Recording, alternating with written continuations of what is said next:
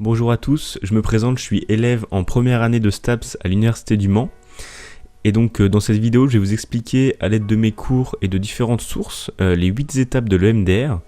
Donc il se traduit donc par désensibilisation et retraitement des mouvements oculaires. Je ne vais pas le prononcer en anglais parce que ce serait mémorable. Et donc je parlerai plus en détail dans une prochaine vidéo de quand, comment, pourquoi et avec qui pratiquer le MDR.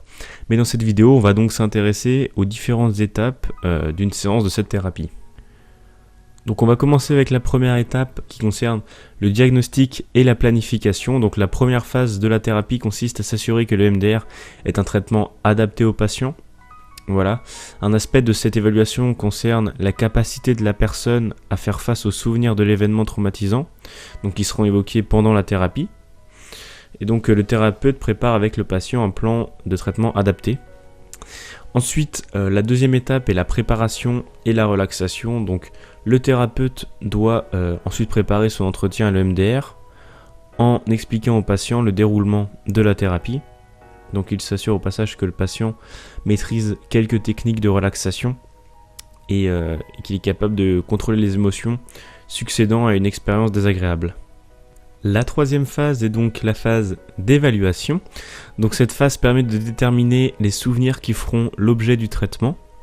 Donc pour chaque événement traumatisant conscient ou chaque situation anxiogène dans le présent, donc lié à un événement traumatisant, le patient doit choisir une image qui représente l'événement ou la situation, une idée négative associée à l'événement et une idée susceptible d'élever l'estime de soi.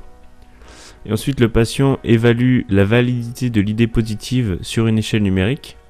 Il associe également l'image anxiogène et l'idée négative et évalue l'ampleur de sa détresse sur une échelle numérique, donc de 0 à 10 par exemple.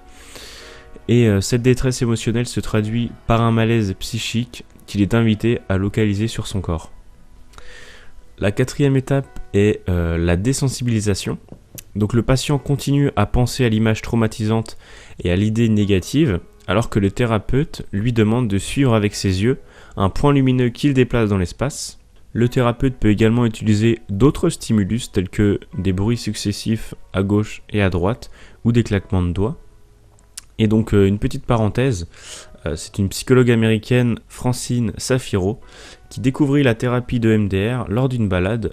Donc elle a remarqué que ces petites pensées négatives obsédantes disparaissaient lorsqu'elle faisait des allers et venir rapidement avec ses yeux de gauche à droite. Voilà, petite parenthèse fermée. Donc le patient est encouragé à suivre les associations mentales qui se font naturellement pendant cet exercice, et ce sont ces associations progressives qui sont censés être au cœur du traitement, donc par exemple en ramenant à la conscience des événements oubliés. Cette phase du traitement continue jusqu'à ce que le patient évalue sa détresse sur une échelle introduite lors de la phase précédente.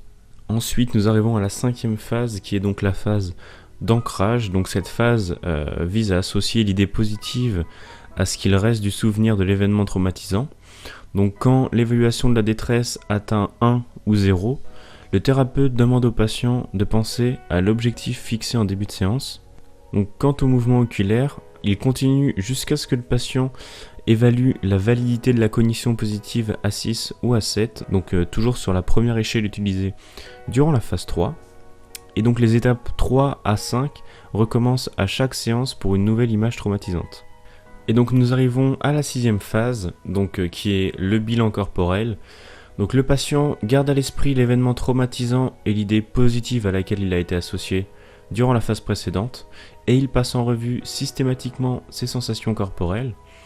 Donc le but de cette phase, c'est de repérer des tensions ou des sensations négatives qui subsisteraient, et donc d'aider à les dissiper, toujours à l'aide de séries de mouvements oculaires. Et donc la septième et avant-dernière étape est la conclusion, voilà. Donc à la fin d'une séance, le thérapeute doit faire en sorte que son patient se trouve dans un état émotionnel stable, que le traitement soit terminé ou non. Et donc il prépare également son patient à réagir correctement au cas où le souvenir d'une expérience traumatisante surgirait entre les séances, donc il lui fait faire de la relaxation, etc. Et enfin, la dernière étape de réévaluation. Donc au début de la séance suivante, le thérapeute demande à son patient de repenser au but fixé lors de la séance précédente. Et donc en fonction des réactions du patient, il évalue l'effet de la thérapie et adapte son déroulement en conséquence. Et en fin de thérapie, le patient est invité à tenir un journal concernant les souvenirs travaillés pendant la séance et les associations qui lui viennent à l'esprit en dehors des séances. Voilà, donc cette vidéo est terminée, j'espère qu'elle vous aura été utile. Si c'est le cas, n'hésitez pas à la liker. Donc je vous invite à vous abonner, voilà, car je ferai sûrement d'autres vidéos sur la psychologie, ainsi que peut-être d'autres domaines comme la sociologie, l'anatomie ou la physiologie. Et donc moi je vous dis merci beaucoup et à la prochaine.